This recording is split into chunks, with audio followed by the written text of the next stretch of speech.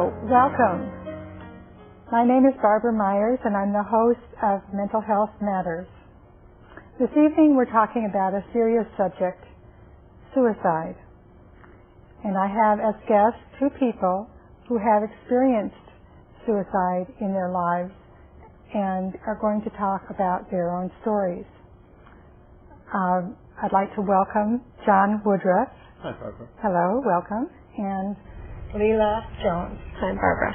Who will be talking to us this evening. I realized when preparing for this show that suicide has affected my life also. Shortly after I gave birth to my daughter, I had a very deep depression in which I eventually became suicidal, and I was hospitalized.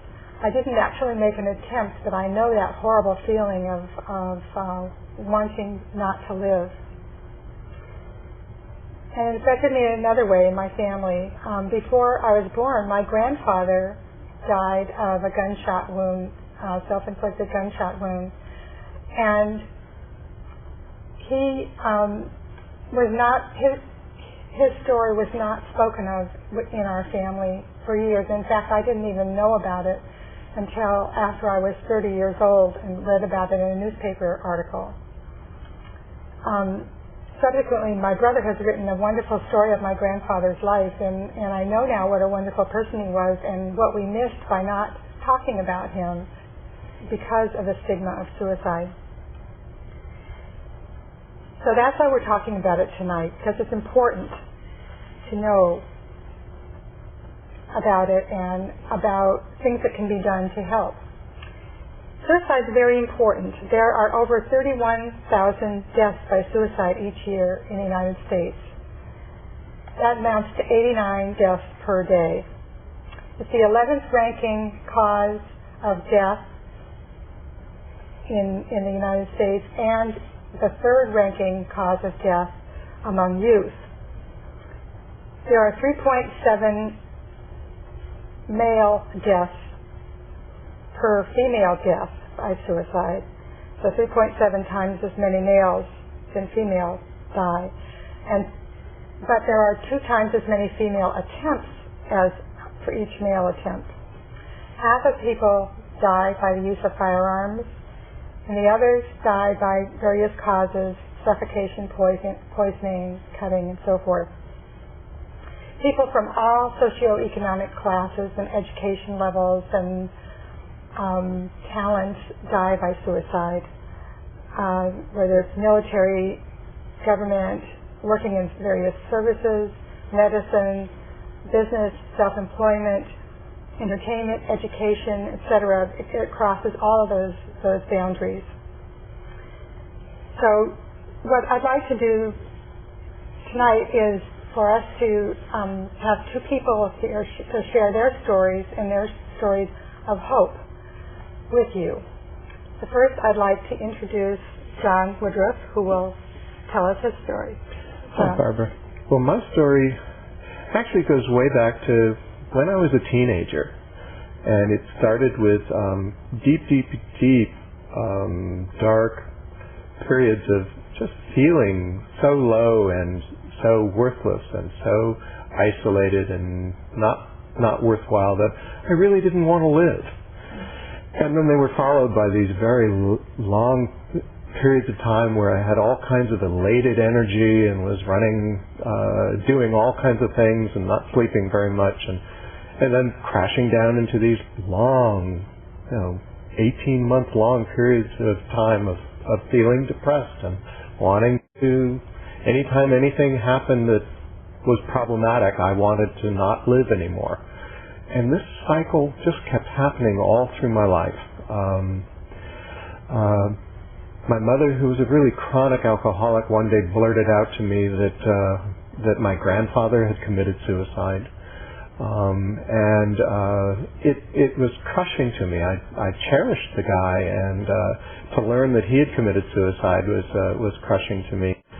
Finally, 3 years ago, after a long depression, where over 2 years I had 3 jobs, I finally just stopped working and sat in a chair for a long period of time for almost 12 months and finally decided one day, today's the day, I'm going to do it. And I took a lot of pills and went to bed, and the next day the paramedics could not revive me.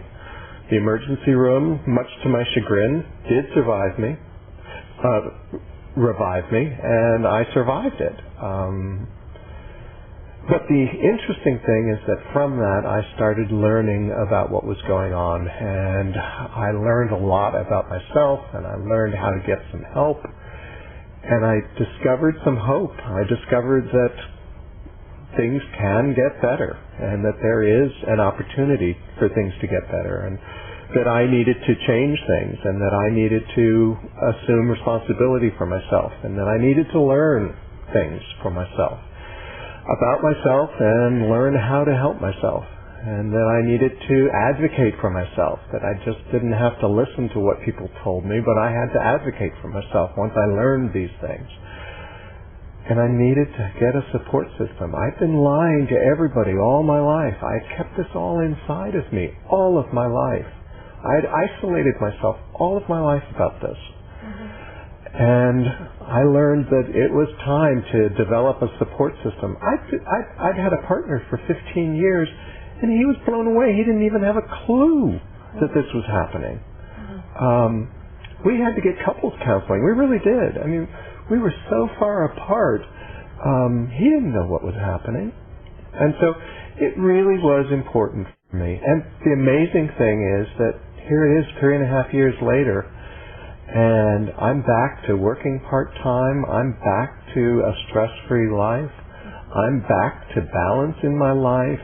I'm back to no longer seeing these deep, dark periods of depression, and no longer having these great, huge highs. I'm not fearful. It's a pleasant world for me now. So I really do see recovery. I see that I'm on that road of recovery, and I see that I've moved away from it. So there is hope. You can move away from it. And thank goodness I was not successful. Yeah. Well, thank you. You're welcome. I'm glad you weren't successful too. So Leela, I'd like to hear your story. Yes, of course. Thank you. Well, my story begins 14 years ago when I met John, who was my husband, and he was fun, energetic, young at heart, athletic, attractive, everything that you would think you'd be looking for in a mate. And we fell in love, and got married, bought a house, and thought we have the rest of our lives ahead of us.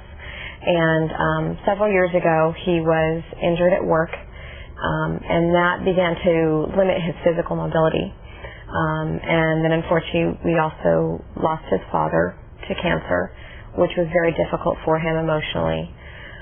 And he began to experience extreme highs and extreme lows, and was eventually diagnosed with bipolarism. And so began a several-year trajectory of events.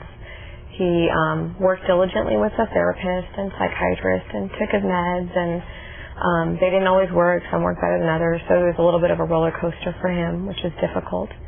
And he also got to see our daughter be born, Marcella, who's wonderful, which was certainly a high point, but I think also added some extra pressure to him. And then we also unfortunately watched his mother pass away of cancer, which is again another debilitating loss for him. He got to a point where he was switching careers to go to culinary school. Things were looking up, and he was going to start a new therapy, biofeedback for his bipolarism. So things were on a positive upswing, and certainly to the best of my knowledge, things were going good. And unfortunately, I came home one day and found my husband. He had decided to take his life. And fortunately, I didn't have my daughter with me. She wasn't directly with me. She was actually still in the car. But that was a horrifying and just terrifying event. And so coming out of that, I immediately needed to focus on the funeral and services, and we decided, his family and my family and I decided that we wanted to be really open about what happened, to be open, let people know that he did die by suicide. I didn't want people coming to the funeral to walk away and gossip. And then beyond that, I focused on finances and moving forward, figuring out work, how was I going to take care of Marcella, and that took a while. But the first day I got back in my husband John's car, I turned on the radio and there was an ad on the radio that said, every 18 minutes somebody dies, and I said, I know this statistic, somebody dies by suicide every 18 minutes in the United States, and it was an advertisement for the American Foundation for Suicide Prevention. They were doing a 20-mile walk for charity to raise awareness, and at that point I said, this was meant to happen. It's the first time I'm sitting in this car, I'm hearing this ad, I'm going to do it. So that really enabled me to kind of open up my ability to talk about my experience having lost John. I had a great support network with family and friends. So I completed the walk and actually ended up raising $4,000, which was great for me because that was beyond my goal. And since then, I've used that as a venue to kind of open up and talk to people about it, really reach out for support. I've reconnected with a really good friend of mine who ironically introduced me to John 14 years earlier. And our friendship grew and changed, and we fell in love, and we're now married, we're expecting a baby, and you know, all the wonderful things that I had wanted to see happen for Marcella and for myself I found I've been able to move beyond such a horrifying thing and come to a really happy place. So I'm feeling positive now. Oh, that's a good story. Thank you. That's been really horrible to go through. It was, very unexpected and very horrible. Well, many people find the subject of suicide taboo, and it isn't spoken of in ordinary conversation. Have you found this to be true, or not? Well, it's not something you bring up over hors d'oeuvres. Yeah. But you know, I have found when I do talk about it, it's liberating for me, and it's releasing and comforting for the other people that I talk to about it. That the perceived taboo flies out of the room immediately, and the conversation flows very easily. Yeah, I found the same experience in my fundraising. I had to talk quite openly with people, and a lot of people I'd never met, or I was at the nail salon, I said, hey, I'm doing a walk for charity, would you sponsor me? Oh, what's it about? And as soon as I would talk, it was amazing the number of people that say, I've lost my father, good friend, sibling, whomever, to suicide. We don't talk about it, how wonderful that you're able to do this, or what a great cause. But yes, unfortunately, I did find that there was a lot of just, negative, there was stigma about it. Like, you don't talk about your grandfather for 40 years because of suicide, One often hears that guilt and anger are part of a family's experience. Was this true of you or any of your family members? Yes, definitely. Not so much for myself personally did I feel anger. I felt more so guilt. What didn't I do? What could I have done? What could I not have done? What didn't I say that I should have, or vice versa? So there was a lot of that. Some of John's family, his siblings, expressed to me that they were angry. I guess more so I was also confused. How could John leave our daughter, which was a very tough one for me. But I also found that I had guilt about moving on. If I moved on, would I forget him? Did that mean I didn't love him? So those two things were very difficult for me. But ultimately, you just have to, I knew I had to be strong because that's what I needed to be for Marcella. And I knew I had to be strong because John didn't want me to sit in the puddle of despair. That's not why he did this. I know that you're involved in a group that people, family members, have gone through this. Have you found that other family members have similar stories about anger, guilt, grief, that kind of thing? Yes, definitely. Some of my husband's siblings have had issues with just coming to terms with it as well, and we talk very openly about it. It's not something that we hide, because the best way for us to be able to move on is to accept our feelings and just respect John's decision. That was his decision, and the best we can do is move on, come to terms with it, and accept it. Good. The following are often given as possible warnings of suicide, and I'm going to ask if any of these were true for you, John. Hopelessness, rage, acting reckless, feeling trapped, increased alcohol or drug use, withdrawing from friends or family, anxiety, inability to sleep or sleeping too much, dramatic mood changes, or feeling that there's no reason or purpose for living. Were any of those true? Just about all of them. All of them? Okay. I shouldn't make light of it, but most of those really were true for me. As I said, I honestly went to, I have a green armchair that's about 20 years old, and I spent most of the day in that green armchair in front of a TV set, not really even figuring out what I was watching. If people asked me questions, if my partner asked me or tried to engage me in a conversation about anything, I would answer in one-word answers. Yes, no, grunt. Any of the things that I was supposed to do, like washing the dishes, doing the laundry, all of major projects. It was a major project to get me to do anything. I isolated out. I would not answer the telephone if the phone rang. It was a major thing for me to answer the phone. Suddenly I would rage about something. Craziest things would just set me off.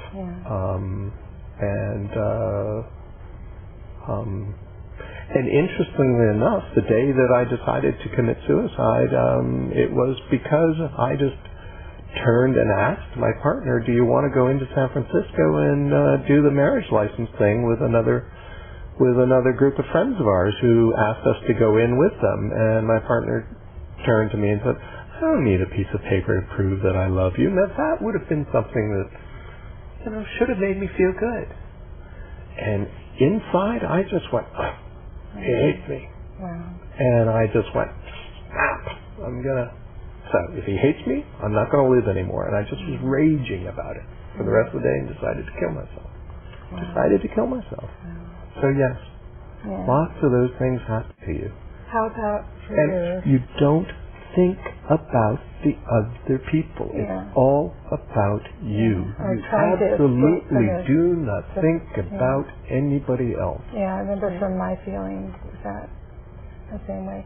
It sounds like from when you're talking, your story, that there were dramatic mood changes. And right, with the bipolarism you see the manic, the depressive, and he would, medication would try and alleviate some of that. But there was, the loading and unloading phase of medications. He certainly became more withdrawn, and just, you could tell, many of those symptoms were present. Okay. John, what would you say to someone now who is considering suicide? If they're watching the show, what would you say to them? If you're thinking about it, talk about it. If you're thinking about it, fess up about it. Communicate. Find somebody that you can talk to about it. Get them to, don't ask them to talk back, just let them listen. Give it air. Let it have a voice. If you have a plan, if you're doing more than just thinking about it, if you actually have a plan, if you know what you want to do, Go to an emergency room. Dial 911. Get help. There are suicide hotlines. You can talk to a voice there. You don't have to talk to a friend. I mean, but give it air. Talk. Give it voice. Don't keep it inside. That's one of the things that happens with this. It just becomes so me and myself alone kind of thing. There are some things that have been noted that can be helpful during dealing with the issue of suicide. There are a number of, I'll ask you if any of these have had, and I guess you've already answered some of this, but some of the things you can do is talk openly about suicide. Don't pretend like that it doesn't happen. Listen to someone if they want to talk about it. Don't be judgmental or tell them horrible things about themselves. It just hurts things. Be available, be there, be present. Offer hope. I mean, here you see hope from people that have experienced suicide in two different serious ways. It is possible to get help and to turn your life around. Make a pact with someone. Agree with someone that you won't do it unless you talk to them first. Don't swear to secrecy that you won't talk to anybody. Take action. Remove the means for it. So, for example, remove the guns out of the house or sharp cutting implements, that kind of thing, if that's going to be serious. Get help from suicide organizations. We're going to give some numbers in a little while, so you can get your pencil ready if you want to. And as John said, if you have an imminent plan, go to an emergency room. Do either of you have anything else that you'd like to say briefly before we close? Yeah, I would just say that for myself, one of the biggest things that helped me move on is just to realize that nothing can turn the clock back from what happened in my situation, and that just being open and honest, talking about it, reaching out to friends and family, that's what they're there for, or reaching out to help groups, finding something to focus on, that was the biggest thing for me. And just by talking about it, you can help remove some of the feelings of guilt or anger or other emotions that come up, and just using that as a positive way to be able to move on. Okay, thank you. Yeah, I agree wholeheartedly. That use of acceptance, that going back and saying, the past is what it is, and just accept it for what it is, and realize we're in the present. Okay. Now, I'd like to talk with the people that are watching the show at home and give you a challenge to reflect on how suicide has touched your life or the life of people that you've loved. And a challenge to learn about how to do something about it so that you'll know what to do if something like this happens in the future. There are a number of helpful groups and organizations and hotlines that you can address. The suicide hotline for Alameda County, I'll give you the phone number here. It's 1-800-309-2131. There's a national hotline which is automatically routed locally if you dial 1-800-SUICIDE, which is 1-800-784-2433. There are websites that are also helpful in learning how to deal with suicide. The American Association of Suicidology has a website at www.suicidology.org. In Alameda County, the organization that helps run the hotline for suicides is called the Crisis Support Services of Alameda County, or crisissupport.org. They have a group which they call the Attempters Group. And if you're interested in that group, you can dial 510-420-2460 for information. San Francisco Suicide Prevention has a website at www.sfsuicide.org. And one of their projects is trying to get a suicide rail put on the Golden Gate Bridge because it's a magnet for so many people. And if you're interested in that's on their website. It explains about that. And then there's a website called Metanonia, which has been helpful to some people who have been seriously suicidal. It's www.metanonia.org/suicide. So those are all places that you can go and things that you can do in order to try to learn some more about suicide, or if you have suicide impulse yourself, or someone in your family is having it, these are places where there are people that have gone through this and know how to deal with it. So hopefully some of those will be useful for some of you in the future. What I'd like to say in closing is that it's important to realize that you aren't alone. There are other people that have gone through this, other people who have been successful in coming out the other side in a very positive way. And I'll end with one of my favorite quotes. Let's see. Take courage, friends. The way is often hard. The path is never clear, and the stakes are very high. Take courage. For deep down, there is another truth.